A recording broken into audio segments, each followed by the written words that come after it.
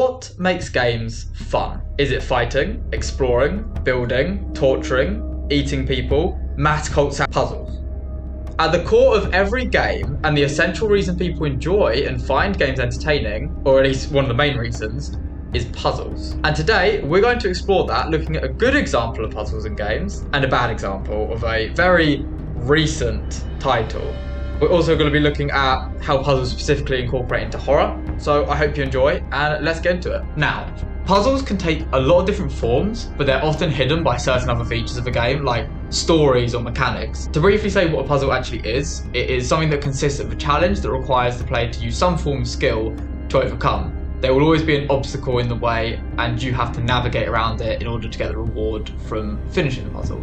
For example, if a jigsaw puzzle is the most obvious kind of puzzle, as you are literally given a fragmented image that you have to repair. The goal is to repair the image, the obstacle is the fragmentation, and the skill obviously comes from you and maybe spatial awareness, I don't really know what the exact skill is, but you have to put it back together. And then if that's the most obvious one, then the least obvious might be something like FNAF, for example, where it seems like you just need to press buttons to avoid death by the massive animatronics. Whereas if you break it down, the challenge is actually survival, the obstacle are the animatronics or the how much battery you have, and the skill is you have to find a way to survive this. It won't simply tell you need to do this at this time to avoid this. It'll give you hints to balance the skill with the difficulty, but it won't tell you how to do it, otherwise it will remove all the challenge from the puzzle. And much like this, all games' entertainment value comes from the balance between the challenge of the puzzle and whether this aligns with the skill of the player,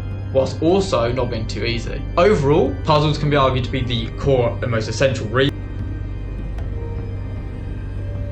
Have a puzzle at the core of the gameplay loop, and everything on top of that, such as story, narrative, and mechanics, is used to build and expand upon the puzzle. So therefore, let's move on to a good example of a puzzle in a game, and a very recent, very bad example, which I'm probably sure I'm going to put up on screen, but I think everyone already knows it.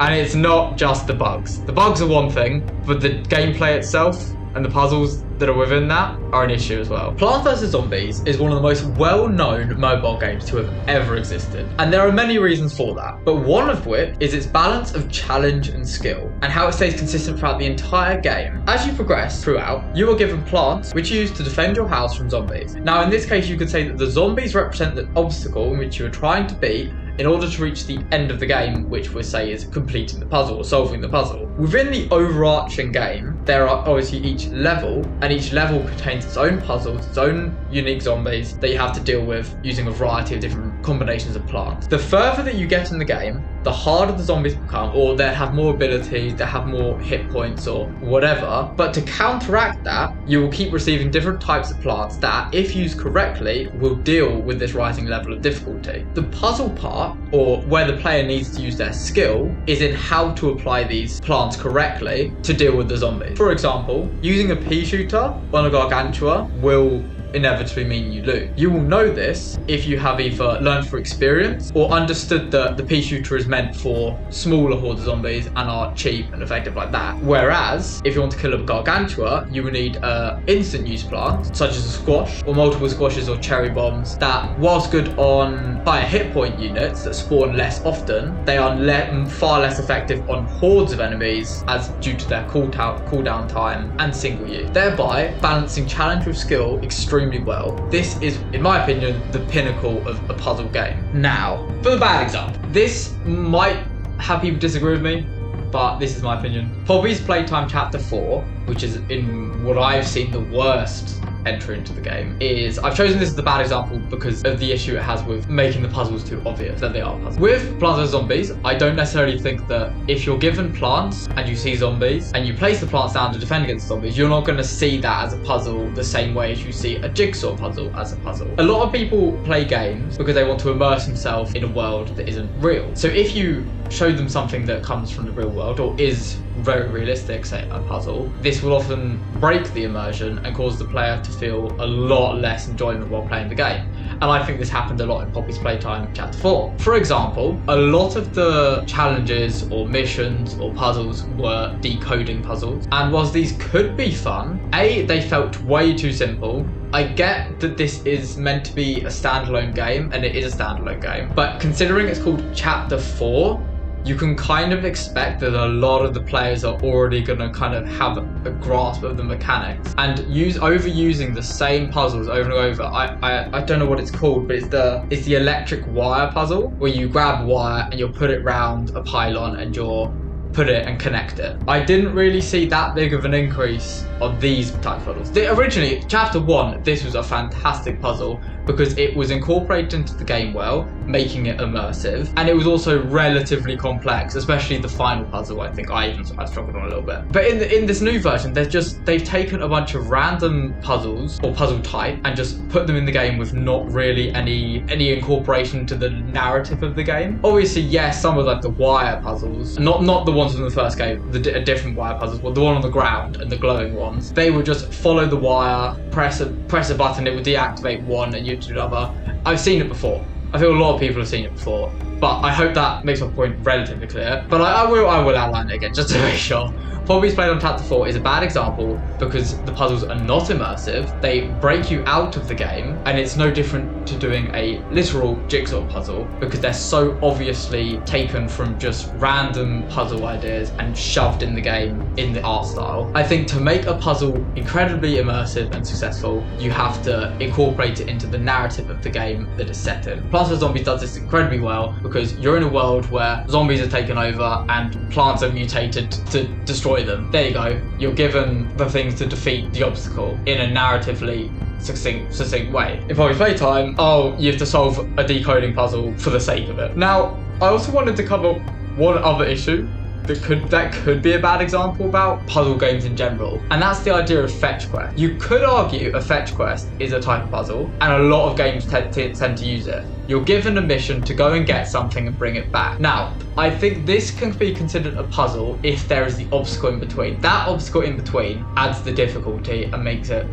ensures it's not boring. But a lot of games won't do this effectively in the sense, especially with horror games, which we'll come on to in a second. But you'll need to collect something out of however many items to complete a goal. But if there's nothing in between that's stopping you, these can be very drawn out and fetch questy, and overall boring, not a puzzle, bad example. Finally, puzzles in horror games. Now this is why I think all of this kind of culminates. You've got the good examples in Plants vs Zombies, and you've got the bad examples in Poppy's Playtime Chapter 4, and I'm sure countless other horror games exist out there with the same issues. But in today's world, I think that the horror game genre is one of the most saturated. I mean, this is I think it is the most saturated genre there is. And this is largely because horror games tend to focus more on scaring the player rather than having an interesting and entertaining mechanics / puzzle. Whilst this might not be the case for a lot of AAA horror games, the indie scene is largely composed of jump scare games, with the core mechanic being find X amount of items out of a set of 10, for example, get all of these items and you can escape. Personally, the second I see a out of something come up, I immediately lose interest because I know that I'm going to be looking around for 10 boring items that don't really have any meaning in themselves. They're just items. And the only reason they're in the game is to force the player into jump scare zones or to trigger jump scares to scare the player. Now, obviously, horror games are meant to be scary, but if I want to just be scared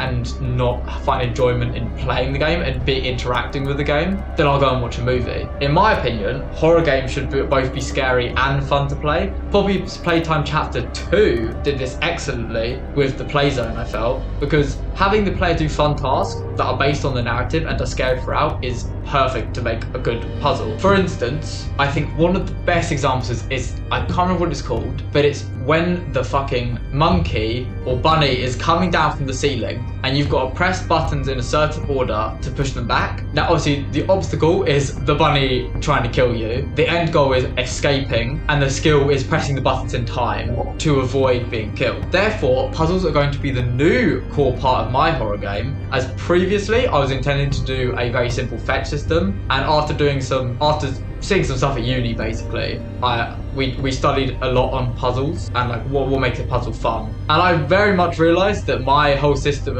of get 10 items to build a totem to do this is possibly the complete opposite of a puzzle and more of just a chore or a task, which is no fun. There's no interactability with it. So I am unfortunately going to be I've redesigned my game again. I don't really know whether I'm going to make a video on this specifically, but I think it's very necessary if I want this game to do well and not just be another indie horror game that not necessarily the most entertaining. Just to conclude, I think that puzzles at their core are you have a goal, and to get to that goal there is an obstacle, and that obstacle is balanced. A good puzzle, that obstacle is going to be balanced with the skill that you currently have, which you might gain, which might improve. And an even better game is one that can continuously balance that throughout the game. As you progress, the difficulty should progress as well. This makes for an exciting and enjoyable puzzle and is a lot more fun to play than something that doesn't. Overall, this makes the game fun, in my opinion.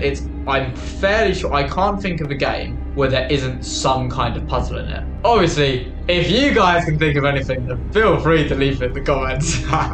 But I personally can't really think of a game that's not a puzzle. Especially, like, even if I said something like Minecraft, which obviously you might not necessarily think has a puzzle, or any survival game for that matter, but all survival games have the goal of surviving. The obstacles are whatever world you're set in. Take Fallout, you're set in an apocalyptic wasteland. The obstacles, everything is an obstacle, and it's up to you on how to get past that based on using the things that are given to you. And an even better puzzle is one that doesn't tell you how to complete it. For example, as I said earlier with the Plants vs Zombies, the game isn't telling you these plants can kill these zombies. It's telling you what the plants do and what the zombies do, and it's up to you to connect the dots. Thank you all very much for watching. This has been a lot of fun to make, and I hope to explore more topics like this in the future.